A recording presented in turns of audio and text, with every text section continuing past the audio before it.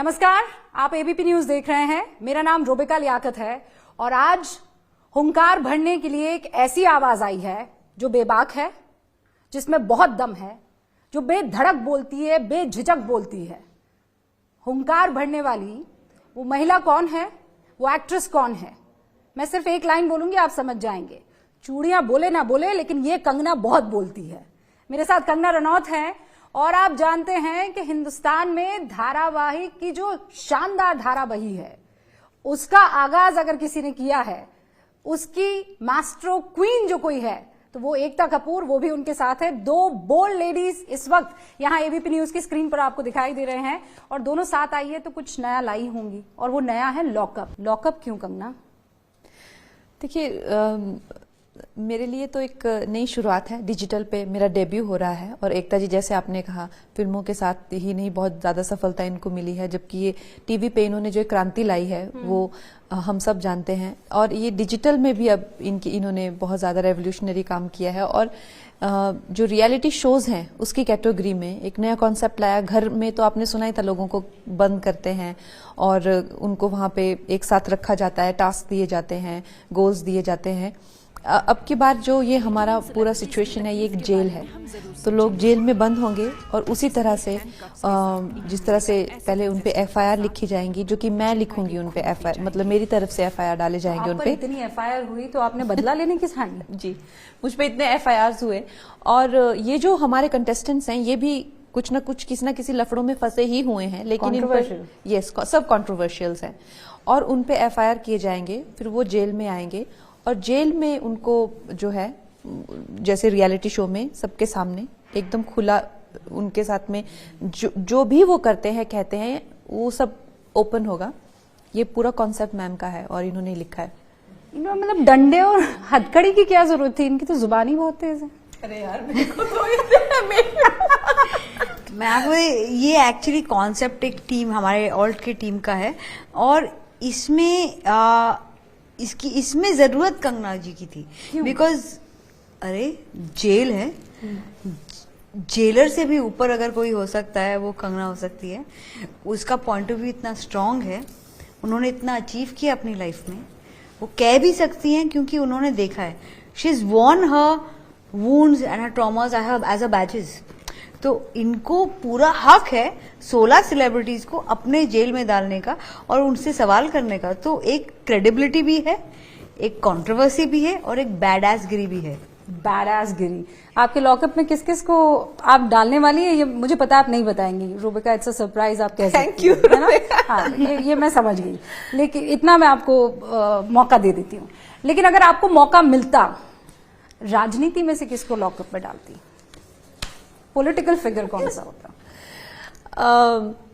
I think हमारी दोस्त हैं जो स्मृति जी, उन्हीं के साथ हम ऐसी गुस्ताखी कर सकते हैं और तो किसी के साथ नहीं कर सकते। तो उनको मैंने अभी भी कहा था कि मिस्टर बच्चन, आमिर खान जी, स्मृति जी, ये मेरे फेवरेट कंटेस्टेंट्स होंगे अगर मेरे लॉकअप में कभी मुझे, अगर मेरी विश लिस्ट आपको चाहिए तो। और अगर मैं कहूँ कि एक मेल पॉलिटिशियन का नाम लीजिए तो? मेल पॉलिटिशियन का मेल पॉलिटिशियन कंगना इतना सोचती नहीं है। चलिए, मैं बहुत सम्मान करती हूँ उनका और मेरे लिए हमेशा उन्होंने बहुत, जब भी मैंने उनसे मदद मांगी है तो हमेशा मेरी मदद के लिए आए हैं। तो इस वक्त भी आई थिंक मैं उन्हीं का नाम सुन सकती हूँ, अमित शाह जी। उनको रिक्वेस्ट कर सकती हूँ मैं अपने लॉकअप में आने के लिए। अच्छा, यस। तो अमित शाह कंगना के लॉकअप में अगर उन्हें मौका मिलता है तो कंगना लॉकअप में डाल सकती है। अच्छा, एक और लॉकअप की बात चल रही है इस लॉकअप 24/7 चलेगा ये जी लाइव। 24/7 लाइव होगा, deferred live 1-2 hours, but 24/7 live होगा। हर डे 1 घंटे का कैप्सूल आएगा शाम को और वीकेंड्स पे परोल चेक करने आएंगी हमारी कंगना, जज, जूरी, बॉस। आप बहुत गुस्सा हो रही हैं। अगर कोई आपको किसी से कंपेयर कर दे रहा है या किसी शो का नाम ले रहा है तो मैं तो कोशिश भी नहीं करूंगी, लेकिन आप इशारा समझ गई हैं तो आपको कंपैरिजन बिल्कुल नहीं पसंद है। आपसे पहले तो वो आ ही गए हैं मार्केट में। मैं बड़े मियाँ की बात कर रही हूँ। नहीं, ऐसा नहीं है। मुझे कंपैरिजन, अगर हमें कंपैरिजन करेंगे, आप सलमान जी की बात कर रहे हैं, राइट, तो मुझे तो, मेरे लिए तो वाकई में एक कॉम्प्लीमेंट ही हुआ, क्योंकि उन्होंने इतनी बेहतरीनगी से वो काम किया है। और यस, एंड उनसे सीखने को ही मिलेगा इस। और एंड टू बी ऑनेस्ट, बहुत एक्टर्स ने कोशिश की है होस्ट करने की, लेकिन बहुत कम कामयाब रहे हैं। उनमें से वो एक हैं। तो मैं तो यही चाहूंगी कि उनके साथ में मेरा कंपैरिजन हो, आगे चल के लोग कहें कि हाँ, सलमान जी और कंगना जी ही दो हैं जो कामयाब रहे हैं। तीसरा नाम क्यों नहीं गिन रही आप? मिस्टर बच्चन, करण जौहर। अच्छा, करण जौहर जी भी कामयाब है इसमें। अच्छा, ठीक है। ऑफ कोर्स उन्होंने भी होस्टिंग में, कॉफी विद करण में अच्छा किया है, but I think that's a show off different nature. But उन्होंने आई थिंक अभी एक और शो भी करना शुरू किया है, that is also of a different nature. This is something different. और I think for me, I identify more with the personality of से Salman Khan ji or something, you know, like Karan. You have your own personality. Yeah, but I mean, I can't say na that yes, I want to be a host like Karan if you that's what you want to hear, because our personalities don't resonate, you know. अब चूंकि आप सब पर अपनी बात रख रही हैं, लॉकअप से आज कल जो सबसे ज्यादा मुद्दा छाया हुआ है उसको बहुत जोड़ा जा रहा है। आपने भी बकायदा इंस्टाग्राम पर इसका जिक्र किया कि अगर आपको अपना दम दिखाना ही है तो अफगानिस्तान में बगैर बुरके के दम दिखाइए। कई लोग ये कह रहे हैं कि हिजाब यहाँ पर, बुरका यहाँ पर लॉकअप है। शबाना आजमी जो है वो आपको ये कह रही है कि आपको पता नहीं अफगानिस्तान क्या है। वो आपसे सवाल पूछ रही है कि क्या आप भूल गई हैं कि अफगानिस्तान और हिंदुस्तान में फर्क है। हाँ, तो अफगानिस्तान और हिंदुस्तान में फर्क है, लेकिन वो ये कहना चाह रही हैं कि हिंदुस्तान अब डेमोक्रेसी है, लेकिन आज से 70 साल पहले हिंदुस्तान, या 80 साल पहले हिंदुस्तान डेमोक्रेसी नहीं था।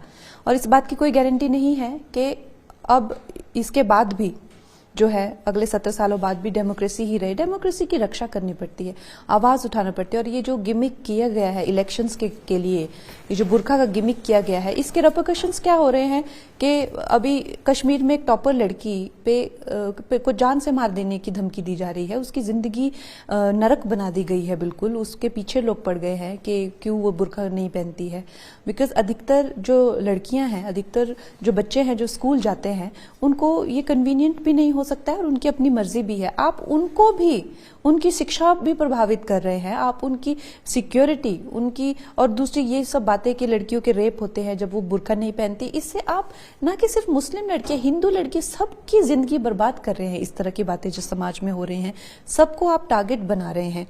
और खासकर जो मुस्लिम विमेन है, उनके एजुकेशन पे को सबसे ज्यादा टारगेट आप कर रहे हैं। लेकिन उनके माँ बाप तो कह रहे हैं कि हिजाब नहीं पहनेगी तो हम भेजेंगे नहीं। तो अब दूसरा सवाल ये आ रहा है कि बच्चों की पढ़ाई ज्यादा इंपॉर्टेंट है कि हिजाब पहनो ना पहनो ज्यादा इंपॉर्टेंट है। कंगना क्या चुनेगी, हिजाब या फिर वो माँ बाप जो कह रहे हैं कि हिजाब पहन वरना स्कूल नहीं भेजूंगा, या फिर बच्चे की पढ़ाई? ऑफ कोर्स बच्चों की पढ़ाई। और जब आप स्कूल जाते हैं तो स्कूल का मतलब ये, वहां हमें यूनिफॉर्म दी जाती है, एक यूनिफॉर्म कोड होता है वहां का।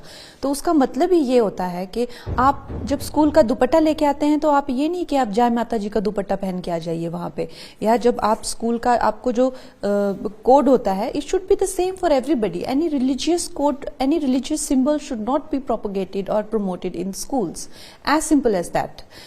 तो मेरा ये मानना है कि सब बच्चों को, when we are sending our children to school, और एक वर्दी जब उनको दी जाती है, उस वर्दी की बहुत महत्वता होती है। उसमें गरीब, अमीर, हिंदू, मुस्लिम या जो भी हैं, वो सब घुल जाते हैं, एकदम मिल जाते हैं। और जब हम बड़े होके उस वातावरण से निकल के हम दूसरे वातावरण में जाते हैं, तब हम लोगों को वही यूनिफॉर्मिटी सब में दिखाई देती है। तो it is important to retain the innocence of that field. तो इसका मतलब आप प्रियंका गांधी के उस वक्तव्य से और ट्वीट से अग्री करती हैं जिसमें वो कह रही है हमारी मर्जी, हम कुछ भी पहने, हम बिकनी चाहे पहने, हम साड़ी चाहे पहने, हम घूंघट डालें, हम पर्दा डालें, हमारी मर्जी है। नहीं, स्कूल में आपकी मर्जी नहीं चलेगी, उसके बाहर आप कुछ भी करिए। स्कूल में या कॉलेज में या आप जिस जहां भी एक पाठशाला या गुरुकुल का जो महत्व होता था, वही यहाँ का भी महत्व है, राइट? या जब जो कोई जहां पे भी यूनिफॉर्म जिसको कहते हैं, वो आर्मी में हो या कहीं भी हो, उसका एक महत्व है। उसमें आप ऐसा नहीं कह सकते कि हाँ मेरी मर्जी है, तो फिर वो स्कूल ही क्या हुआ जहां आपकी मर्जी चलेगी। आप दोनों आज सुबह गुरुद्वारा गई थी जी, मंदिर क्यों नहीं गई? मंदिर तो गई, मैं बॉम्बे से निकलती हूँ तो सिद्धिविनायक वहां भी गई मैं। नहीं, क्योंकि कई ऐसे लोग हैं जो इसमें कहीं पॉलिटिक्स ढूंढने की कोशिश कर रहे हैं। मुझे तो एकता जी ने कहा कि बंगला साहब चलते हैं, तो मेरी तो बड़ी तमन्ना थी मैं कभी जाऊं, तो आज मैं मौका कितनी मिला। बार गई हूँ, आज पहली बार किसी ने ये सवाल किया है। नहीं, इसलिए क्योंकि आजकल बड़े मंदिर मंदिर रेस भी चल रही है ना। Kangana must be seeing it, you must be seeing it. But like I said, मैं सिद्धिविनायक भी जाती हूँ, मैं बंगला साहब भी जाती हूँ, मैं अजमेर शरीफ भी जाती हूँ, मैं क्या बोलते हैं काले हनुमान जी भी जाती हूँ। तो आई थिंक मेरे साथ तो हमारा प्रोमो लॉन्च हो रहा था, ऐसे बंगला साहब जाते हैं, उसके बाद हम प्रोमो लॉन्च करते हैं।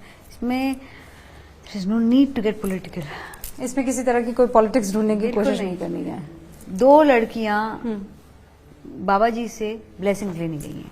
आपको इतने नेशनल अवार्ड मिले, पद्मा से आप सम्मानित हुई, और उसके बाद एक भयंकर कंट्रोवर्सी खड़ी हुई। कंगना, आपने जो बयान दिया था आजादी को लेकर, उस पर बहुत चर्चा हुई। Do you regret it? No, I don't. And why not? नहीं, मुझे नहीं लगता मैंने कुछ गलत कहा है। मुझे इस बात में हम बाद में कभी चर्चा कर सकते हैं, लेकिन हर एक को अपना पक्ष रखने की आज़ादी होनी चाहिए, और इसी के लिए डेमोक्रेसी, दिस इज व्हाट लोकतंत्र का मतलब ही वो होता है।